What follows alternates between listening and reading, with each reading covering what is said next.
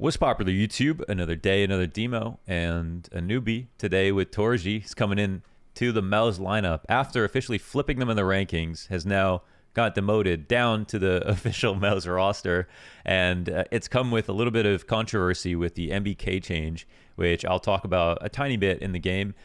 This one has a very interesting round in it. I don't want to spoil where I use the mini map and some great shots that get hit by torzsi. And it's about nuke T side versus FaZe. It's also, I think, the demo to round off Kato month. I don't know if there are any other demos that I still want to do from Katowice. If you do have them, let me know in the comments. I kind of had like not a great week, so I'm not feeling my best. Health-wise, I'm fine. Just, so it's just some unlucky stuff recently.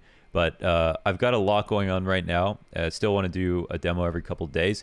And we also have a Boxer release coming out that the whole team has been working very hard on. And a lot of people don't know what Boxer is. I will probably talk about it more, but a quick reintroduction. Right now, to keep it simple, Boxer is my clothing brand.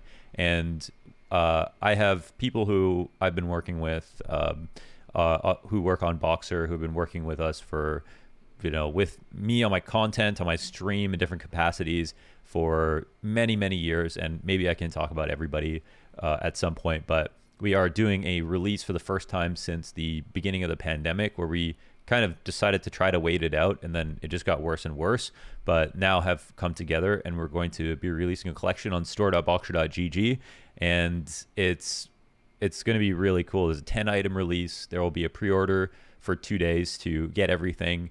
The entire release will be American made and manufactured and sustainably put together and released on the Boxer store. And we'll see some marketing materials coming soon where I'll upload to the channel. So I know it's a lot. People probably don't know that I do clothing as well, but this is something that I love, and there's a lot of history with Boxer. So we're going to be doing a lot more, especially this year. So yeah, anyways, enjoy torzsi. Again, if you have one more Kato player to do, or two, I'll try to get them done. If not, we're going to move forward on to Pro League. Enjoy. Hola, hola, hola. Oatmeal and granola. Welcome to torzsi playing the T side of Nuke. Finally a new map. I feel like we've been, first of all, doing a lot of Mirage demos. I think everybody's noticed at this point we've done way too many Mirage demos, so we're going to change it up to a little nuke skis. And we're also going to do it with a newbie, torzsi, who's just fresh onto the Mouse Sports lineup.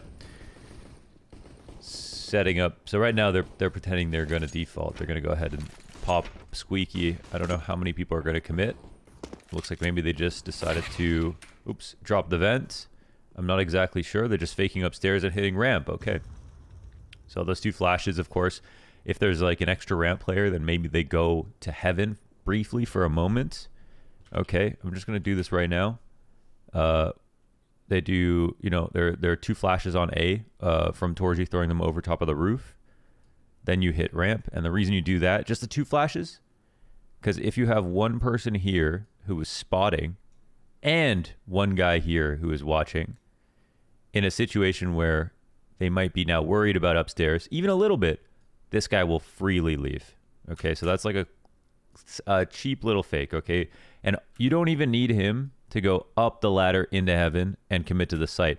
You just need him to leave this angle, okay? If he just gets off this angle and goes here, and then boom, you get in. Let's say you get this guy 1-for-1, then this guy comes back, or, then you throw the, let me try to draw fire here.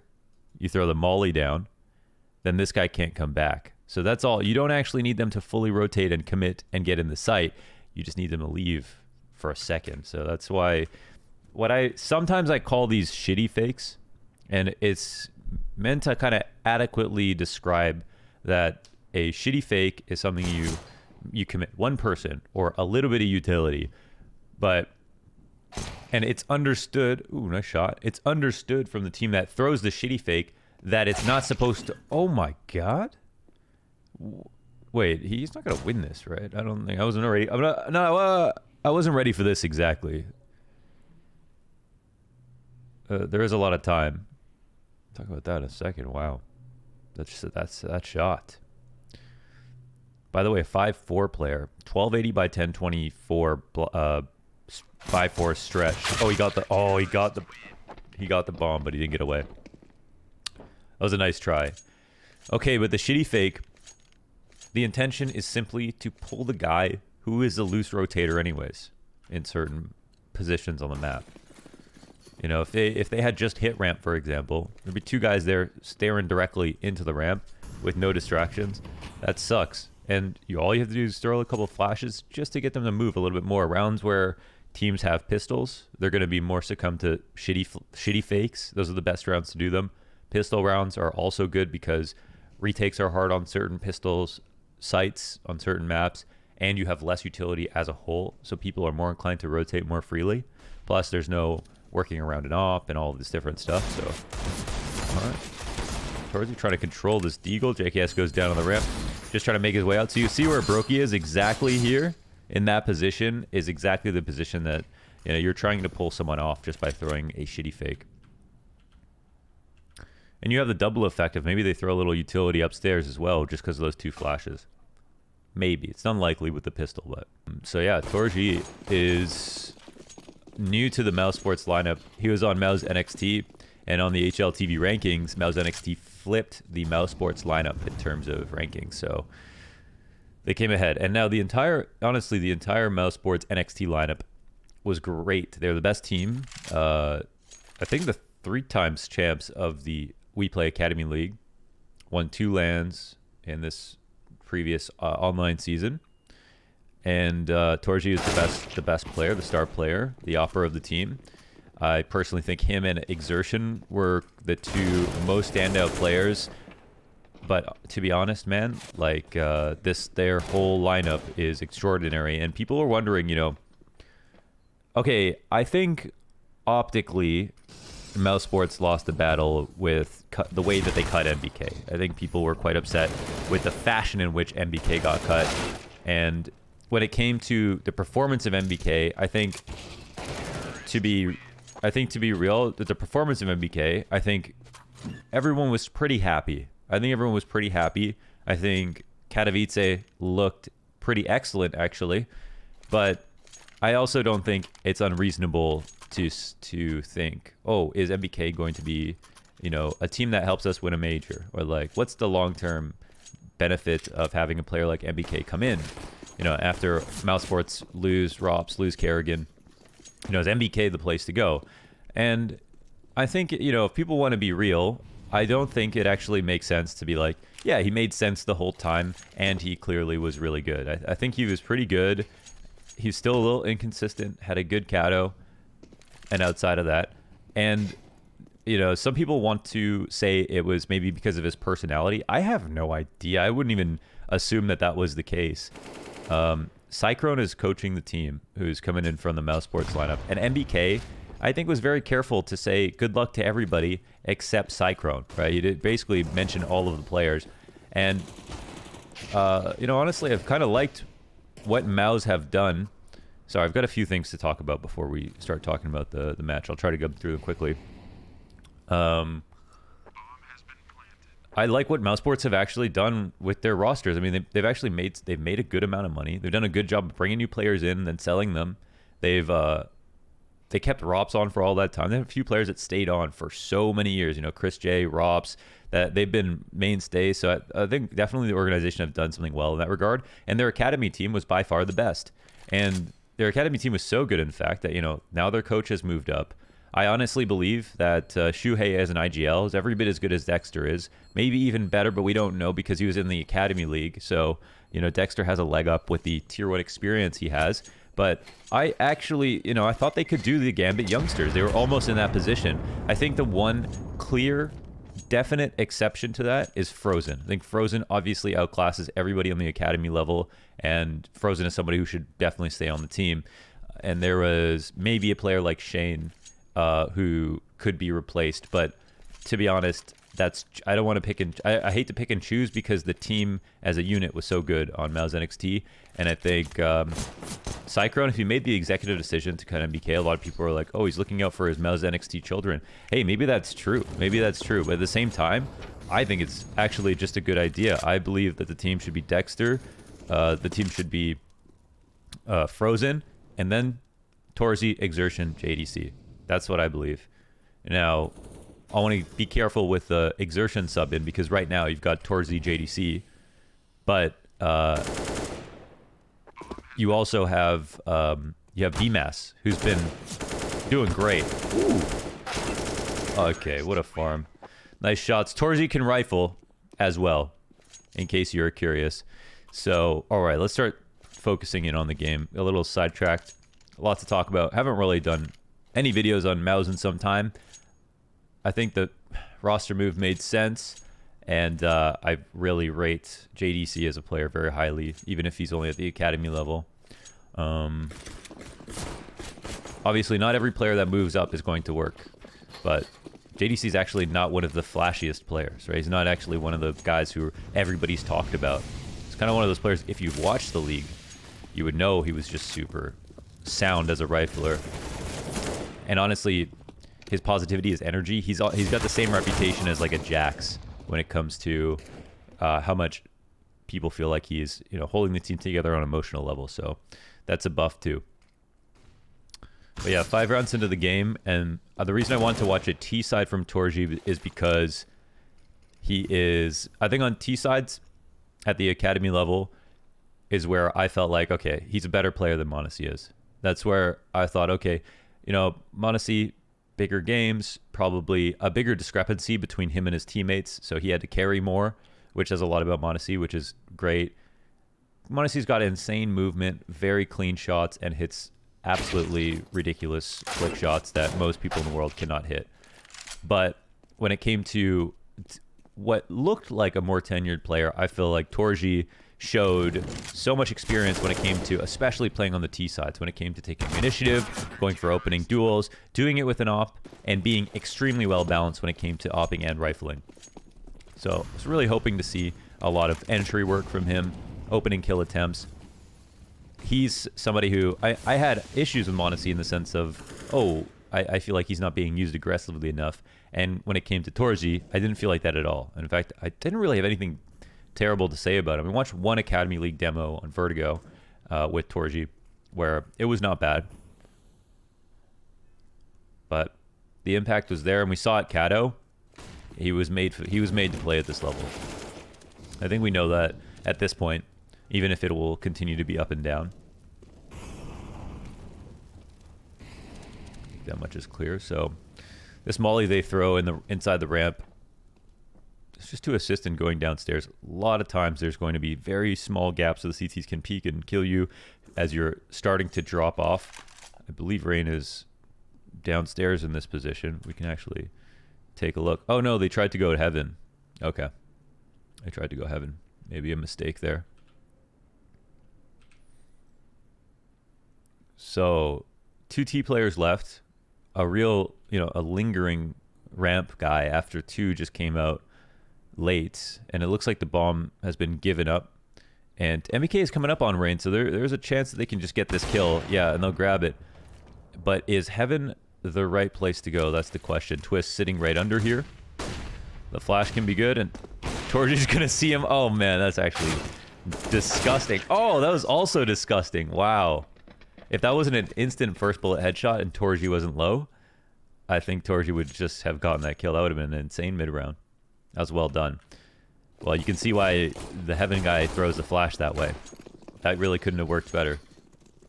And you got to appreciate that torzsi was waiting for his accuracy to reset fully before taking that shot.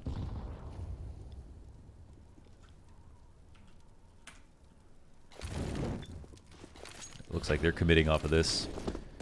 Execution upstairs, and they're actually keeping the rifler in the back. Oh, and torzsi gets caught on the ladder, but he still finds his feet. Look how aware he is of this. Oh my goodness gracious. Calls out Brokey on the double push. Round in the bag. Nicely done. And a brand new shiny op to work with. Round 9.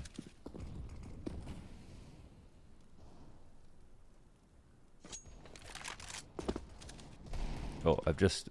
Perma got X-ray on. Excuse me.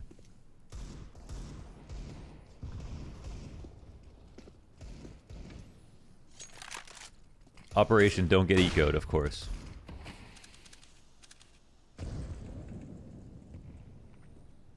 This has been a pretty solid round so far. They spaced out all their grenades, not really had much resistance, and they find that opening kill in lower, which is a great spot to be. torzsi will just give that up because Frozen is low, and Twist gets traded. Very fast shot from Frozen. Doesn't have to flick for that one.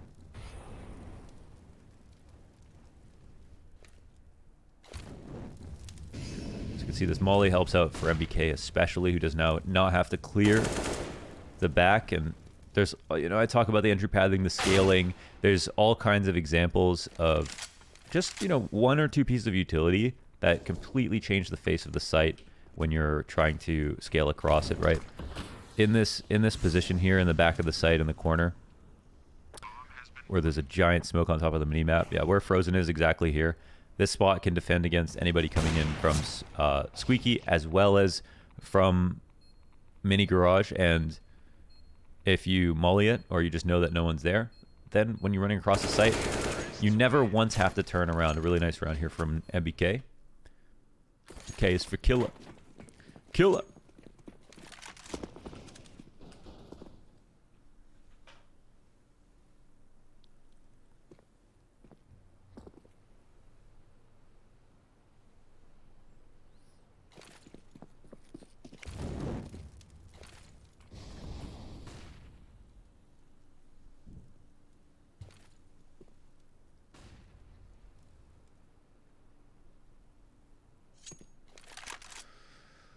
So far, I'm liking these defaults. I mean, they're really taking advantage of the fact that FaZe have not kind of played aggressively in these positions. Whoa, nice shot.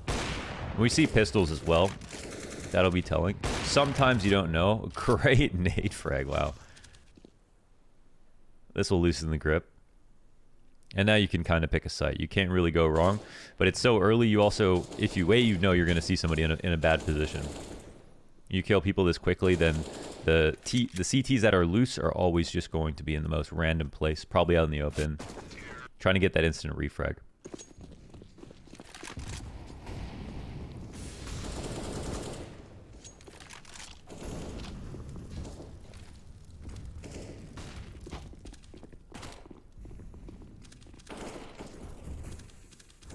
Are they going through the smoke? Ooh, they are. Ooh, what a trade. Yeah, it looked like Twist on the minimap there was hugging the close wall. And it looks like torzsi got him just as he was leaving. Now the bomb is out at ramp. And from the FaZe perspective, you know, ramp might be the least attractive place to go. And honestly, I think a pushing hut or pushing lobby in any way would be pretty obvious too. What I would probably end up doing if I was on FaZe is getting ready to push hut or lobby very late, very, very late. And the reason is because if you sit inside of, let's see if this will be the case. Oops, sorry. If you sit inside of hut or you sit here, then and you come out very late, then number one, if they go upper, you have a close angle with your pistol to work with. Oh, let me go back and see. Yeah, okay, there's Kerrigan. So what I was going to say is if somebody was inside of hut or let's say right here outside of Squeaky and in this position, you know the bomb's inside ramp, you have two CTs, this exact spot. Okay, this happens enough times that we'll say that there is a kind of an appropriate reaction here. And that's that if the Ts who are grouped up in this position and you know they're waiting to go and get back the bomb because they absolutely have to, it is their objective. They're not going to win the round by elimination. They're going to grab this bomb with a minute left at some point, and they're probably going to try to do it together. So now if you wait, then you leave a seed of doubt that there could be someone who is taking a long path outside. Okay, so that's really important on the T side to wait so that you open up all of the timings in a CT's mind. And then when you do that, then the CTs that are out here will adjust accordingly, or when they're sitting here, they're sitting here outside ramp and stuff like that, they'll come back and check, right? And you'll open up more timing so that when you do take ramp, the CTs might not be there. It just gives you an extra chance that you will have less bodies watching the bomb or whatever. So with that in mind, if you're upstairs and you're sitting Squeaky or you're sitting in hut, then you can wait until we're crossing the 30-second mark. Okay, maybe like 40 seconds or so. And because they have to get the bomb number one, and then when you cross the 30-second mark, you know, if you're out here, you have to get into a site, establish with utility, and put the bomb down. Typically, you want to pick the site at around 30 seconds. When you watch pro level CS, you're going to notice consistently that despite what happens in the rest of the round, at that 30-second mark is when teams will make decisions about what site to go to. They'll start working into a site. They'll start throwing their initial grenades. It won't be in a default anymore unless it's a mid-round situation, very late, special circumstances. 30 seconds is really the golden number for me when I'm casting games for when decisions get made. So with that in mind, you've got Kerrigan or whoever else might be here in a position to flank, and they can wait till like the 40-second mark, trail slowly behind whoever's coming out. That's the one option. Or the 3 players who have already gotten the bomb, let's say they got it early, come back to upstairs and you have a good angle to fight them in. So that's why, it might be very clear actually that a lobby push would come, and it's important that Mouse, since they have nothing else to do because they're trying to open up timings by waiting, can sit here and watch this hut push, but are not anticipating it just yet. So we're crossing the 45-second mark now. The bomb will get collected. There's still the threat of heaven. There's still the threat of this, and there it is at the 40-second mark. Kerrigan comes through on the flank and tries to find that exact timing. Now, it looks maybe a little silly from Kerrigan's perspective, but you can see how close he was to actually getting them as they were jumping down into the site. So that nearly worked out perfectly, but it was good awareness from torzsi the whole time. And it looks like an insane moment of awareness from torzsi, but as I just explained, you can understand the logic behind why someone might be close in hut, close in squeaky, and flanking lobby on that timing. I just wish on the minimap that, like, the line didn't disappear, and I wish it was a bit thicker. Nice shot.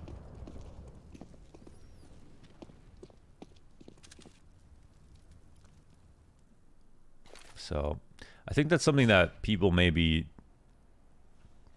regularly don't understand. Like, why is there so much waiting in the mid round when the other team knows that the other team is waiting? Why would you wait?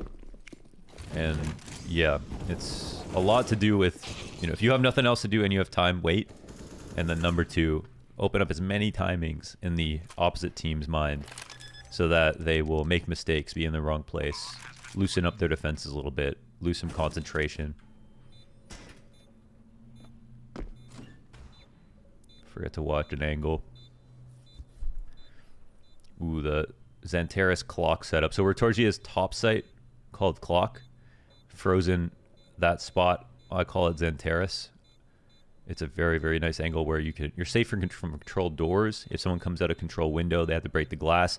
If they come out the door, then you can peek from the left or the right side, and the actual site is impenetrable. And yep, no real attempt here from Brokey on the retake. Just wanted to punish both entries, but couldn't do it.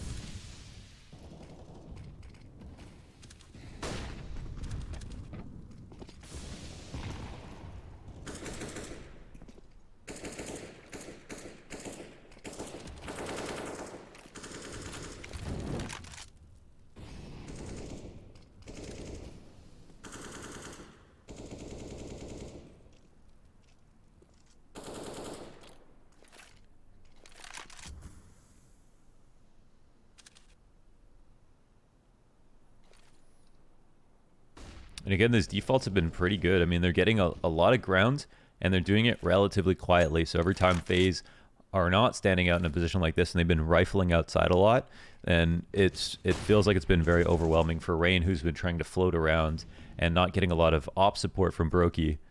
It's just not that scary, I think, from Mouse's perspective. So it's really good, I think, when you have a position like this to consistently just keep bullying the fact that the other team is not playing against you outside, creating a lot of friction. And I like that Mouse are not simply throwing the cross smokes right away and going really hard on outside, instead saying, okay, it looks like you're just slow rolling us, you're not even going to play out here, so we're not going to waste utility either, putting FaZe in an even worse position. Oh, we've seen some really good refrags from torzsi. Really, really good. Okay, let's see how the post-pamp plays out. So door timing from Dexter. You don't always want to wait till you hear the bomb getting defused, because sometimes it's an instant fake defuse and they look at you. You kind of, the super 5-head thing to do is to peek them or open the door or swing right before you think they're about to defuse, because then they're looking down, and that's something that they can't fake.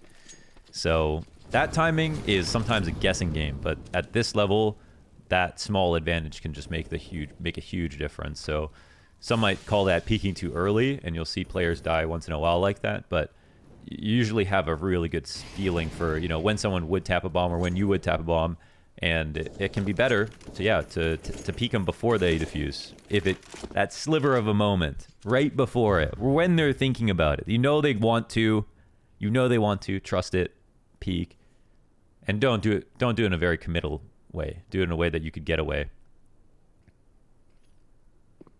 Or don't commit, you know, why not? It also works. Okay, Rain will get his outside. I like that they left Frozen again because yeah, I think this game plan has been pretty pragmatic so far from Mousesports. Even though Rain wins his duel here, overall it's been very successful, I think, for Mousesports. So I like how they left Frozen as a lurker there, just to continuously punish that low presence outside. But then they take it somewhere else entirely. And from FaZe's POV, they've seen a team that loves outside will end up late lower or take over secret control. And ramp might be one of the less expected options. Ooh, torzsi's going to hear the flicker of the scope. And then die. And this is the newest Mouse member. John doing clutches.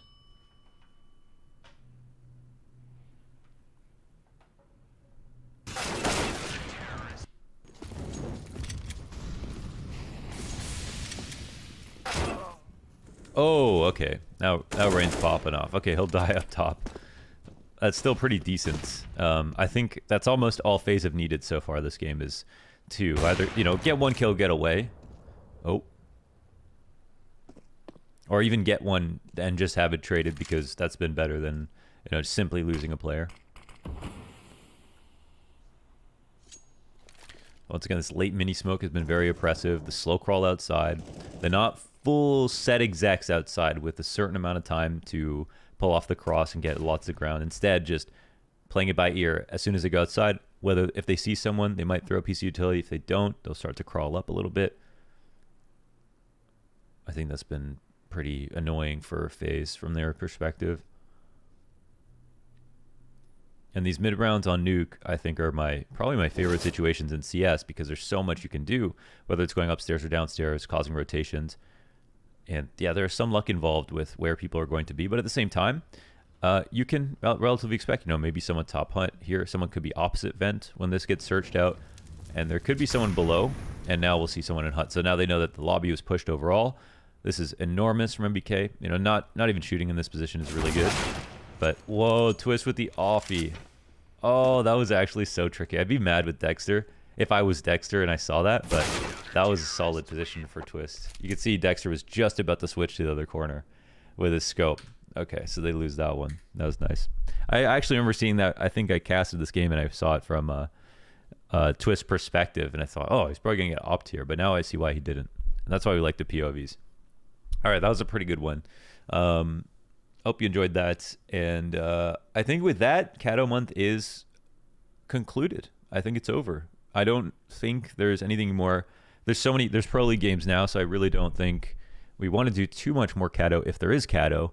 But I mean, if there is more Kato that I didn't do, that I forgot, we could do it. But let me know. Should we move on to Pro League? Is it still Kato month? Let me know in the comments, all right? And thanks for watching, as always. Be safe.